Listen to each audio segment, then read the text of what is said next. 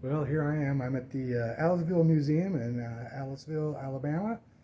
Evidently, during World War II, this was a prisoner of war camp. It had about 6,000 prisoners of war. And I guess they had it pretty good here compared to where they were because they had a lot of food, even though there was rationing going on at the time. I just watched a 15-minute video. It was talking about town folk, and there was actually some prisoners that were talking about how they would get to work out in the fields, harvesting peanuts, apricots, cotton maybe, but not the officers because the Geneva Convention, the officers weren't supposed to work. But some evidently did after a bit, and they got paid like if they worked, they got paid $1 a day, which the government withheld 50 cents for when they were repatriated, so they'd have some money when they got back to Germany. I don't know what they would spend it on because evidently we bombed the hell out of Germany and there wasn't much left, there to buy stuff or whatever. But it's just a pretty cool museum. I mean, they got a bunch of displays. Here's one where they got their little Nazi stuff. Oh, and according to video, they decided to fly the swastika one day, and so the entire camp got put on bread and water as a punishment, which is kind of funny. Yeah, here's some display with handcrafted things made by the prisoners. A xylophone that they made. There's some pictures here of the camp. All in all, it's quite interesting.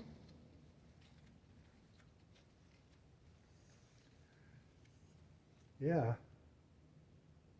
Oh, and I got in on a senior discount, $7 versus 10. I'm digging the senior discount thing. It's been working out pretty well. So here's some of their bunk beds, wire spring rack. Actually, I remember some of this stuff from back in the day.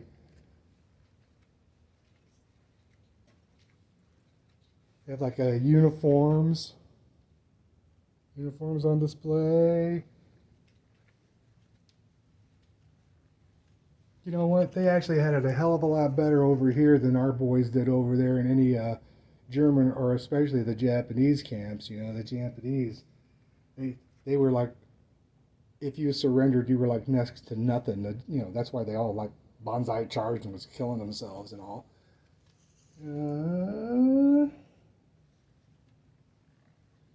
So we're doing this short video. Oh yeah, here's some of their uniforms that they wore when they got here. They changed the clothes after they got back. You can't keep wearing this stuff all the time. Oh, here's some like hand done artwork. There's going to be a part 2 to this because evidently this has got a Coca-Cola bottling plant that is on here on display also. So yeah, some cool stuff. Oh, here's some pictures of what the camp looked like and how it was laid out. Camp Alice, 1943. Evidently, some of the guys on good behavior could go into town. I guess they were canoodling with our women folk, And you know what happened in Paris and Belgium, Russ? Like women collaborators, when the towns were liberated, they would take those women and shave their heads, if they didn't hang them. So it's all pretty cool. Now, there's a cash register back in the day when people had to make change and actually do math. There was no laser scanning. So now let's go on through here. I'm going to try not to make this too long because you know how it is. They say don't post too long of videos on your YouTube thing because people don't have a attention span for that. So, took the wrong door. Let's go around this way. Is that right? Yeah, look, we can cut through the restroom. We're cutting through the restroom area. Okay, so now we're here in the Coca-Cola bottling plant area. I guess it's big for the time compared to now, you know, but here we go. It's like this is Coca-Cola display. I remember those little 6-ounce bottles when they used to dispense those out of vending machines. There's probably got to be one in here somewhere. But, oh yeah, here we go. The bottling line. And oh, you remember these? I mean, if you're old enough. The wooden crates, all egg crates separated like to put the bottles in so they don't bang into each other and break.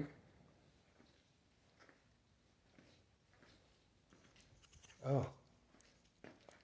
The Miller Hydro bottle washer. Yeah, this is probably going to be a long video. We're at almost 6 minutes now, but you know what? Just deal with it. I hope you have the attention span to watch. You remember these, the old Coca-Cola trays? These aren't reproductions though. These are the real deal. So anyway, here's a sign that says here that the Aliceville Coca-Cola bottle and sell in 1910. The equipment you see was inside was used to bottle Coke from 1948 to 1978. So that's pretty cool. Oh, and then here's the old, oh, these are pretty cool. I can't tell if they're original. This one here says it's a one of 100,000 serial numbered trays to mark the 75th anniversary. That's pretty cool.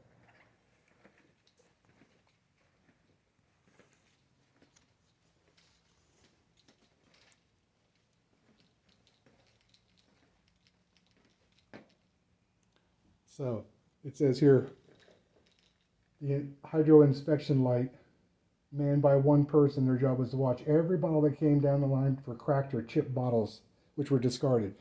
Manual labor. They don't do that anymore. They all have computer stuff now that does all that kind of thing. Yeah, here's a sealing machine. Coke comes ripping around on the conveyor belt, and there you go. All of that Coca-Cola, ready to have some Jack Daniels put in it or something, right?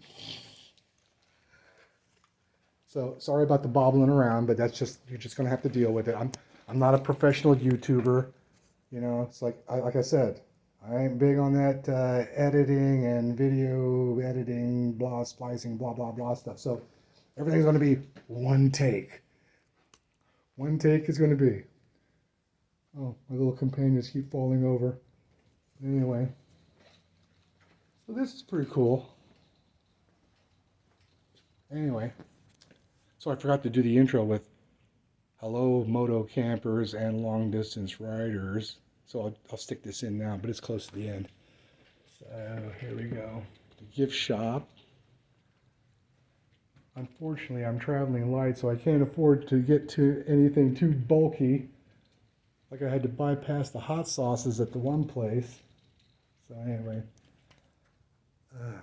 so I'm going to sign off and heading over to the next stop, which is in Carrollton. Some guy who had his picture emblazoned on a window pane at the courthouse from a lightning strike. Go figure. We'll see. So anyway, be well. Wait for the next one, and I'll catch up to you later. Bye.